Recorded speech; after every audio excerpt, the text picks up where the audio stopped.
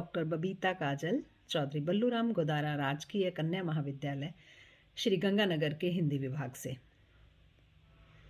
हम एकांकी संकलन की जिस एकांकी पर बात करने जा रहे हैं वह है समर्थ को नहीं दोष गोसाई।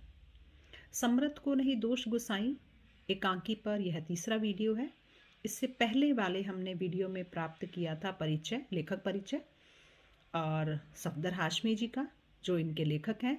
और प्रथम जो उसका भाग था समर्थ को पहले भाग में हमने उनके लेखक परिचय प्राप्त किया।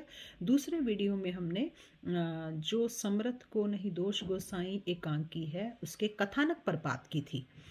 आज हम इस एकांकी की विशेषताओं पर बात करने वाले हैं।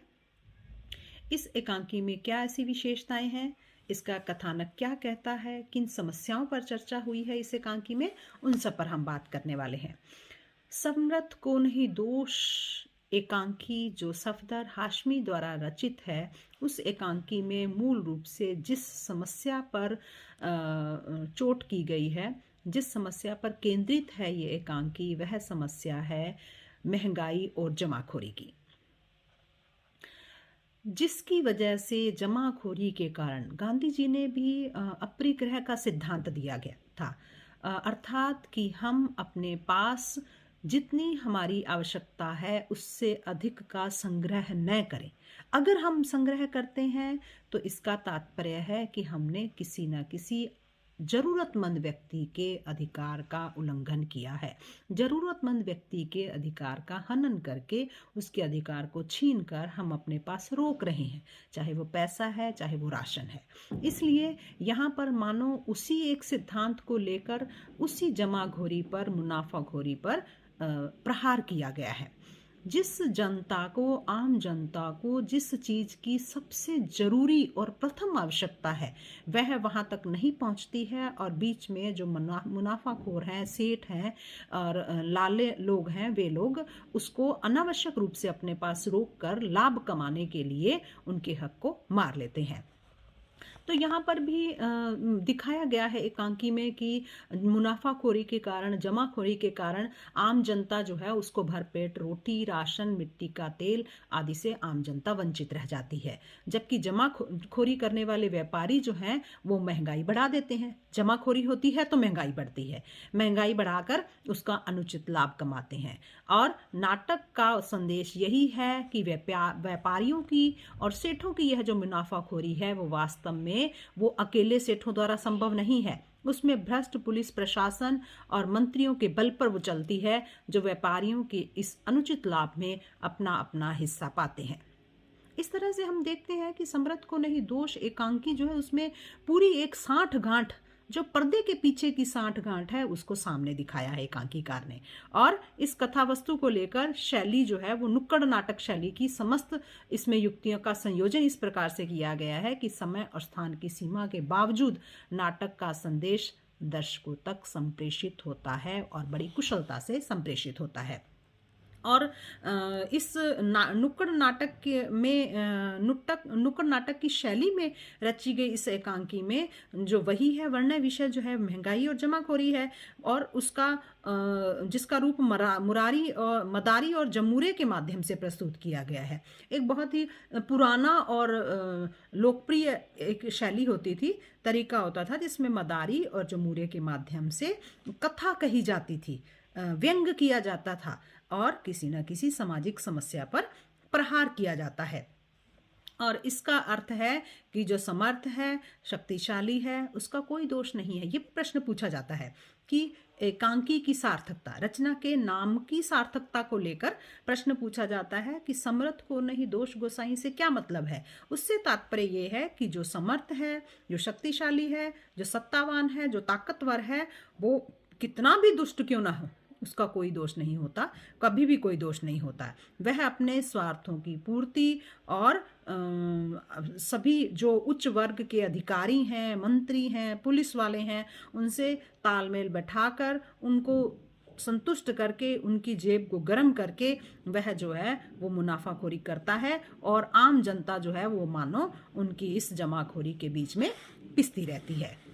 जब हम इस एकांकी के उद्देश्य पर बात करते हैं तो इसका उद्देश्य स्पष्ट है, हमारी वर्तमान समस्याओं के संदर्भ में आज की व्यवस्था की जो कमियां हैं उसको उजागर करना और जनता के सामने वास्तविक स्थिति के रखते हुए यह भी दिखाना कि इन त्रुटियों के पीछे, व्यवस्थागत त्रुटियों के पीछे कारण कौन कौन से हैं।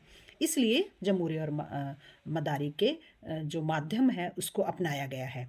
एक स्थान पर मंत्री जी कहते हैं, जब मदारी और जो है अपनी समस्याओं को, सामाजिक समस्याओं को मंत्री के सामने रखते हैं तो मंत्री जी का घिसा पिटा जवाब क्या होता है, भाइयों और बहनों, हमें आपसे पूरी सहानुभूति है, हम जमाखोरों और मुनाफाखोरों के खिलाफ सख्त कार्रवाई करेंगे। यद्यपि वो स्वयं भी उसी का हिस्सा हैं।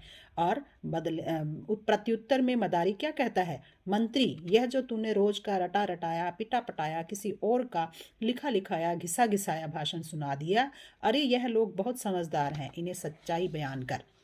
इस तरह से वो व्यवस्था के जितने भी चैनल हैं उन सभी चैनलों पर चोट करते हैं। मदारी जो है वो चोट करता है और मंत्री जी को भी उसमें वो नहीं छोड़ते हैं। और अंत में जब मदारी कहता है, उस्ताद गोरख धंधा ये बंद करके हम चलें यहाँ से, तो जमूरा कहता है, सन्यास ग्रहण करने जाएगा? उस्ताद, अगर तुमने सन्यास ग्रहण कर लिया तो इन काठ के उल्लुओं का क्या होगा? यह ऐसे ही खड़े खड़े तमाशा देखते रहेंगे, हंसते रहेंगे, तालियां बजाते रहेंगे, चाहे कीमतें कितनी भी बढ़ जाएं, इन पर कितने ही अत्याचार हो जाएं, यह उसके खिलाफ इतनी सी आवाज भी नहीं उठाएंगे।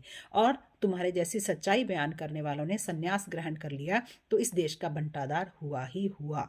बहुत बड़ी बात, बहुत बड़ा मर्म इस पंक्ति के पीछे छिपा हुआ है कि अगर सभी लोग चुप्पी साध कर इस अन्याय, अत्याचार और व्यवस्था की समस्त त्रुटियों को स्वीकार कर लेंगे तो व्यवस्था में सुधार कतई नहीं होगा और कदापि नहीं होगा। तो मदारी जवाब में कहता है, नहीं जमूरे नहीं, इस देश का बंटाधार नहीं होगा। इस मजमे में खड़े और बैठे तमाशबीन कोई काठ का उल्लू नहीं है। अब यहाँ जनता को संबोधित किया जा रहा है कि जनता को, बहुमत को एक मूर्ख समझ लिया जाता है, लेकिन वह मूर्ख नहीं है। यह अच्छी तरह जानते हैं कि आज जो कुछ मैंने दिखाया वह हाथ की सफाई नहीं, जादू टोना नहीं, बल्कि पिछले 40 सालों के हिंदुस्तान की सच्चाई है। इस तरह से वो दर्शकों से संबोधित करता है, सच्चाई है ना मेहरबानों कद्रदानों, मैंने जो मंत्री आज इस मजमे में पेश किया वह किसी जादूगर का भाड़े का जमूरा नहीं है, वो हिंदुस्तान का समाजवादी शहंशाह है।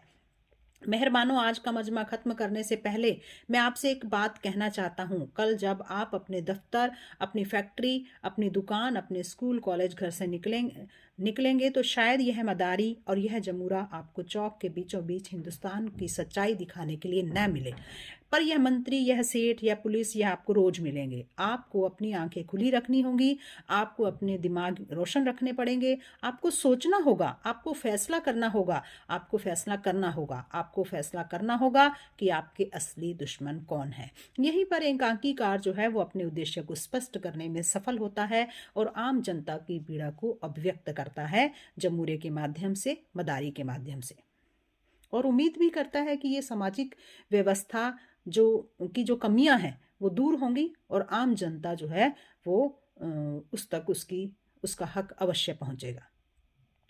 आज के लिए इतना ही, धन्यवाद।